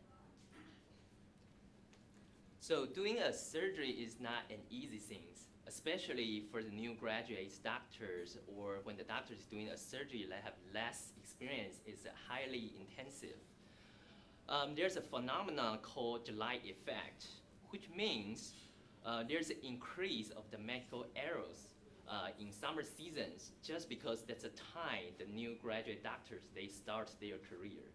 A recent study has shown that it's about 10% mortality rate increase just because the July effect. So we really want to help the professional students and the doctors to feel more confident when they are doing the surgery. So the theme of our goal is to develop veterinary resources to train the vet students or the new graduate doctors to perform the surgery. And we hope to use the 3D printing to achieve this goal. We came up with 5 different criteria that we wanted our product to meet. We wanted it to be anatomically correct with the correct blood flow through it so that students get the chance to practice it over and over, and then when they go to do the real surgery, they're very familiar with what to expect. We want it to be modular so that students can cut into the product and then just replace that part, and at the same time be reusable so that the main portions of the product are used from year to year at the veterinary schools. Furthermore, we want it to be inexpensive so that, because we're aware that veterinary schools don't get as much funding as medical schools, so we wanted to be able to target veterinary schools so that they can afford it to buy it for their students. And finally, we wanted to have the immersive learning because we are aware that during surgery, students get nervous and the stimuli during surgery are different than when they're studying with their textbook. So we want them to be able to practice that in a safe environment and then go into it and know what to expect. Okay, and our solution will bridge the textbook learning from learning with the images and the text to hands-on learning so that when they go to the surgery setting, they've gone through their motions before. Our 3 initial design concepts were 3D modeling, augmented reality, and virtual reality. We decided to go with the 3D modeling of organ parts and systems so that more experience could be, so veterinarian students could have more hands-on experience because the 3D models are more inexpensive, tangible, and reliable compared to the augmented and virtual reality counterparts. And the specific material that we thought of 3D modeling out of them was this material called Ninjaflex, which is a 3D printable material. Here's an anatomically correct human heart that's made out of Ninjaflex, if you want to pass it down and see for yourself. Our model is a model of the spleen. There's this very complicated surgery called a splenectomy that new graduates don't really get a chance to practice in veterinary school because it's such a high risk, high pressure, and complicated procedure, yet new graduates are expected to do this out in practice, and sometimes they might not feel comfortable if they haven't had the adequate training through a model. So our model replicates the spleen and all its complicated vasculature in order to give the new graduates a better, make the new graduates more comfortable with the vasculature of the spleen, and also be able to practice tying off the vessels and just being in a more immersive environment than studying the textbook. And in a splenectomy, it's especially important when there's so many vessels, because some of the vessels that you might accidentally ligate lead to other organs like the stomach. So if you ligate those, you can have really bad consequences. So we're just, our prototype went through several iterations. We started off with a 3D model that was way better than the 2D book, but it was just PVC pipes, and, pipe cleaners and clay. And then we graduated to a 2-step modular model that we're now thinking about having as our final product. So the model on the top is the orange tubular model. This is the model that the students will practice on first when they're not very comfortable with ligating vessels. We're going to run synthetic blood through the tubes, so if they don't ligate correctly and then they accidentally cut the vessel, it'll bleed, and they'll have the similar experience of a patient bleeding out on the table or something like that, but in a more controlled setting. And then finally we have our black 3D printed model on the bottom. It's the model of the vessels of the spleen and the spleen itself, and we tried to make this more anatomically correct. In the future, we are thinking of using CT scans from real patients to print vessels that are even more anatomically correct, and we can even think about not only printing normal patients, but also patients with diseases, so we can practice different situations. So there's a lot of companies that make models for students to practice on. We chose these 3 companies because these 3 are the current models used by Texas A&M vet students. On the 2 left, you can see that they're simple models and they're only practicing suturing. They're not for immersive learning. The best current product for immersive learning is Syndaber. They have a synthetic cadaver of a dog, and you would practice your surgery on that dog. But these dogs cost A&M $33,000. Commercially, they're $70,000 to a general if they're not buying in bulk. And these models are modular, so if they do surgery on the, let's say the spleen, they can replace the spleen, but replacement cost is $2,000 to $5,000, so it's still a very expensive model. So our spleen model only costs $200, and if they cut and ligate the veins and they want to replace those veins, that will cost $20. So not only are we cost effective, we are modular, and we have immersive learning. So our next steps is we are going to take the clinical imaging we collect from the animals, then use a 3D printer to print a more realistic 3D models. Then we can combine the more realistic 3D models with our models. And we can even produce some of the disease conditions. For example, like a spleen surgery, we can produce spleen tumors or even a spleen trauma.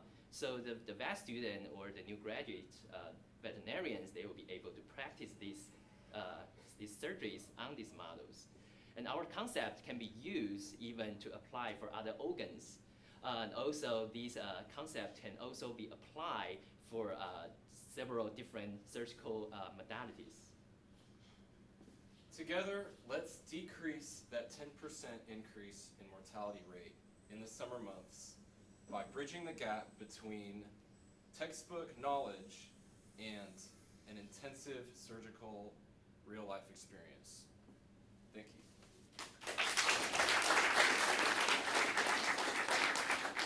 And Judge, you have 5 minutes for questions. Is it, you talked about the replacement parts and Syndaber being very expensive. Could these become replacement parts for the Syndaber?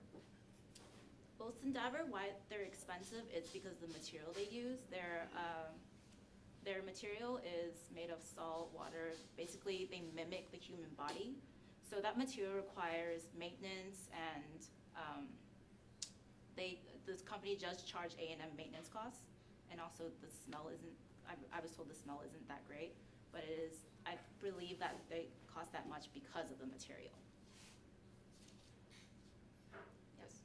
For the material that you're thinking about using, did you have any surgeon or user feedback whether this type of material would be acceptable compared to the? Yeah, we actually, so Dr. Guo, he's actually a vet trained in Taiwan. Yes.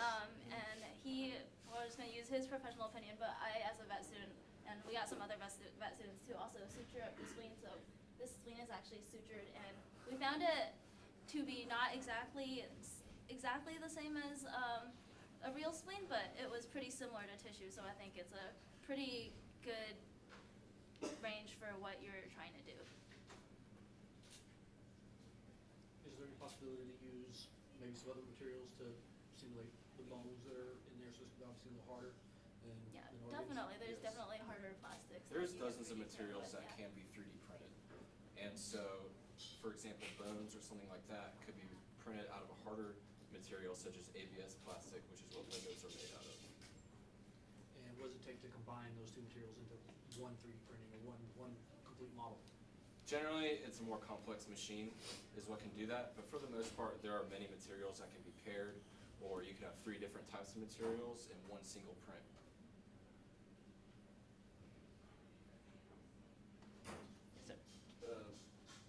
Do you have, are pets used as, I was gonna say, in humans, you might have a cadaver, people donate their bodies to science.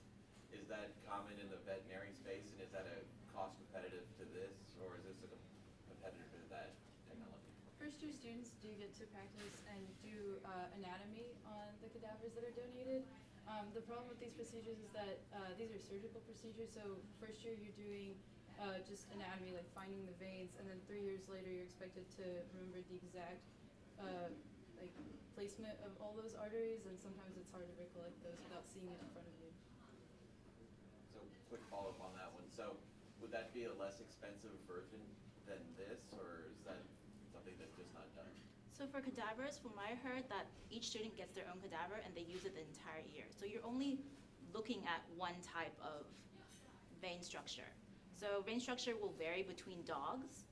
So if our model would actually be able to 3D print the variations of these vein structures. And I believe that plastinating the cadavers to maintain them for a whole year does cost a amount of money. I'm gonna let Dr. Frank Cannon tell us how much cadavers cost, because I don't really know for the vet school. They're pretty expensive. $200 a piece. Okay, we were thinking of. Yeah, and the other thing is when you use the carcass or the cadaver to train the vet students, they are actually exposed in a like formalin, like highly formalized environment. So there's also have some health, safety things you have to concern. Our model is much easier. The vet student can even bring the model back home, and they can actually just fill with the water, and they can train themselves and to improve their skills. So that's something even much easier to achieve instead of using a carcass. Are you anticipating being able to get an entire dog or an entire cat with all of these organs? Because a lot of it, the spatial relation between the organs is an important organ anatomy itself. I think that's definitely a long-term goal we can look into, especially with 3D printing, being able to print accurate structures. So yeah, that's definitely something we can look into in the future, but maybe beyond the scope of this 24 or 48-hour challenge. How do you intend to bring to life with blood and the animal breathing and all the other functions that are happening with a live animal versus a model? Yeah, so we had a fluid bag up here. Currently, this model operates on gravitational pull. Yeah, so when we filled up the blood, when you're ligating down here, if your sutures aren't tight enough, it actually will bleed. And one of the ideas we had was, you can look at the blood pressure, and maybe we can make it as a game. Like, if you made it lose too much blood, your patient died. So that would be a stressful environment in a safe situation, right? So that's one of the things we had in mind. And I'm not sure about breathing yet, but we'll figure it out. Okay, thank you very much. I appreciate it. final presentation for this particular Aggies Invent. For those of you here, we're going to ask you to move the chairs out of the way for our final presentation. For those of you online, we're going to take a short break as the judges and I convene together to choose the first, second, and third place. As soon as that is completed, we'll come back and hand out the checks. Thank you very much.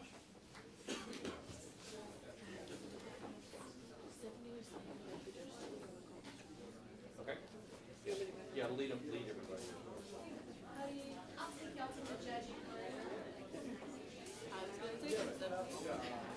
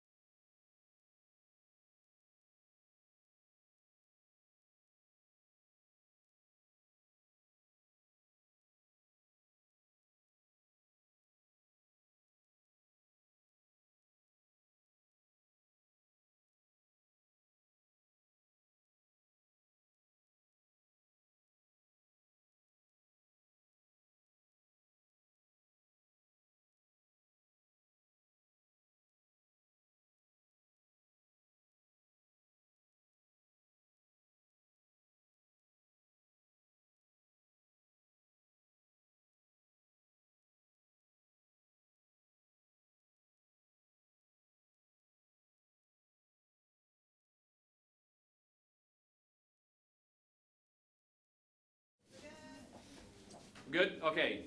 Welcome back. The judges had an unbelievably difficult time. This has taken longer than I had ever anticipated because there was a great deal of discussion amongst all of the different teams.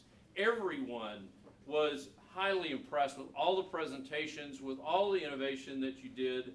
You did a fabulous job. However, it would be remiss of me if we didn't spend just about 30 seconds thanking some of the people who helped put this together. First of all, I want to thank my graduate students and my student workers in the back there and then the corners and behind the scenes.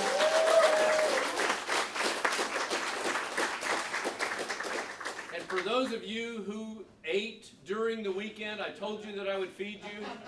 We're going to thank Stephanie Corright because Stephanie kept everybody fed.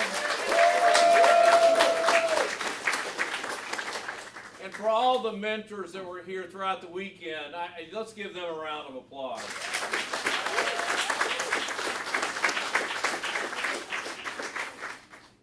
So now it comes down to the real question that everybody has in their mind. So let's do this without further ado. Dr. Green, if you would like to come forward. This is going to be for the third place. This team will receive $500. I'd also like to remind everyone again that you have every capability to come back here. We hope you come back to the EIC. We hope you come back and pursue your dreams. We hope that you come back and continue to develop these products and these your prototypes. We want to help you. We will surround you with every kind of entrepreneurial resource that we can surround you around. And I have a grant to continue funding some of your prototypes. So I want you to come back, we want you to continue, and we want you to keep going. We will help you. Without further ado, the third place team is the 3D organizers.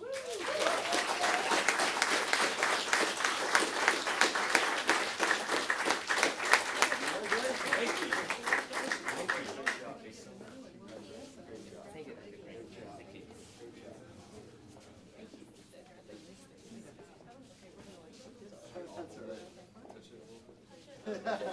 You guys can work together all weekend. Very nice. All right, thank you. Thank you very much.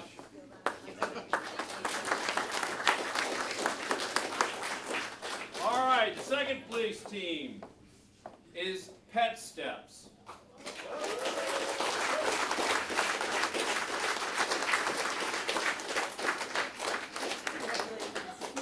Great work.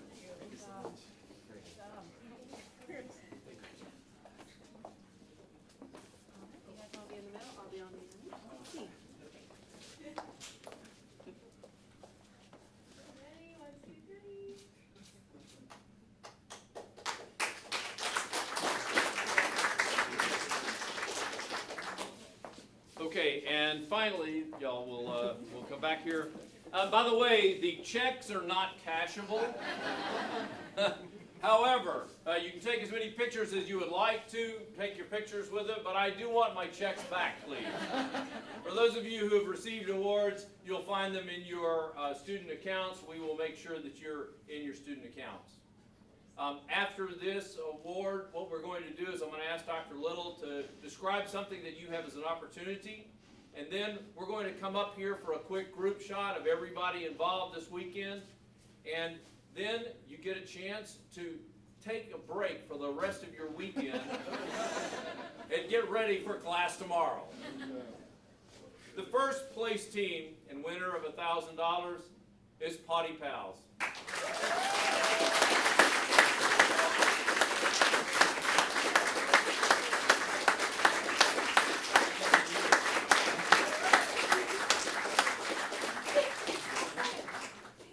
Where's Sam? Sam, wait.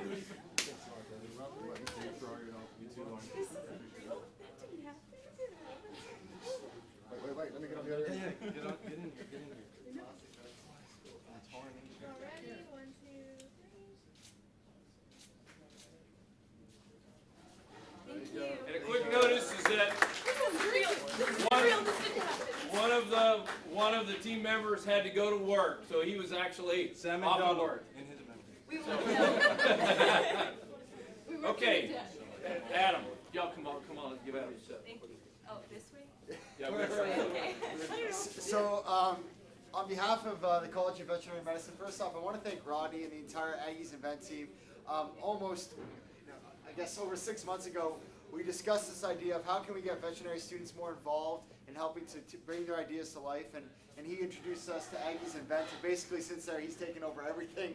So I want to thank him and his team for putting together a great weekend.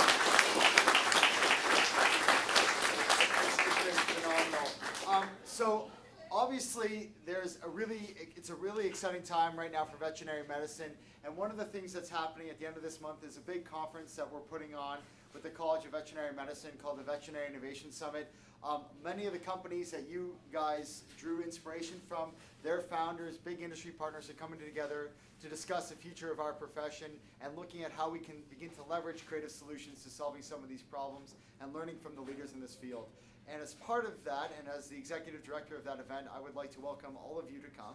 And we are in a position where we can offer complimentary registration for all the students that were involved this weekend. So if you're interested, let me know and we'll get you there.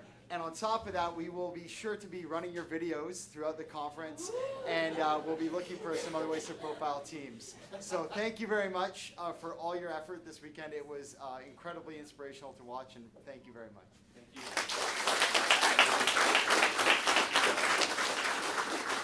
What we're going to do is we'll provide all of your email addresses and all contact information to Dr. Little, and then if you're interested, please either contact me or contact him, and we'll make sure that you are registered for the conference. Again, thank you very much for all your hard work.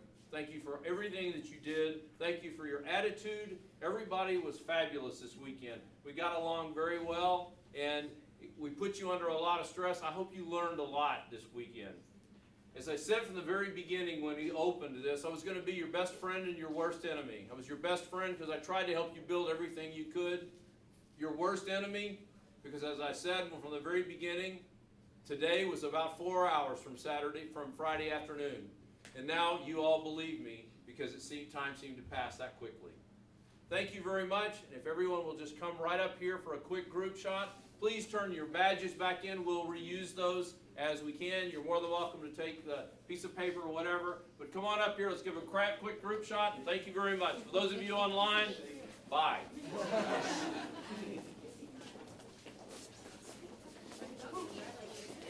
Yeah, you keep the lanyard. We just need the plastic piece.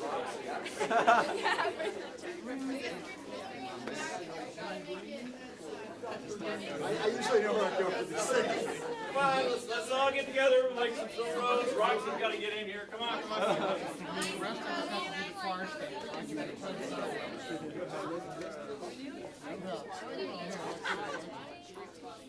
So let's make it. We need to move in, or do you want this side to move in because of the banner? Okay, whatever. However you want to do it. Guys, keep this up together.